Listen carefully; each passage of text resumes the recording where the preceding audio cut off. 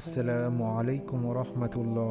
প্রিয় ভিউয়ার্স, আজ আমরা জানব হাসরের দিন সম্পর্কে। হাসরের দিন লোকেরা তাদের কবর থেকে যেভাবে উঠবে তার বিবরণ রাসূলুল্লাহ সাল্লাল্লাহু আলাইহি ওয়াসাল্লাম দিয়েছেন। তিনি বলেন, কিয়ামতের দিন মানুষকে খালি গায়ে উলঙ্গ ও খতনাবিহীন পুনরুত্থান করা হবে। হযরত মেকদাদ বিন আসওয়াদ রাদিয়াল্লাহু আনহু থেকে বর্ণিত, তিনি বলেন, আমি রাসূলুল্লাহ সাল্লাল্লাহু আলাইহি ওয়াসাল্লাম এর কাছ থেকে শুনেছি, কিয়ামতের দিন সূর্যকে মানুষের এত কাছে আনা হবে যে তা 1 মাইল পরিমাণ দূরত্ব হবে। লোকেরা আমল অনুযায়ী ঘামের মধ্যে থাকবে।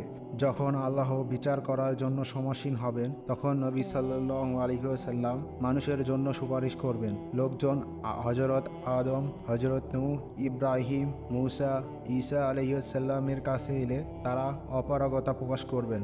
আর এটাই হলো রাসূলুল্লাহ সাল্লাল্লাহু আলাইহি ওয়াসাল্লামের বড় সুপারিশ ও সম্মানজনক মর্যাদা। আল্লাহ হাফেজ। দেখা হচ্ছে পরের ভিডিওতে।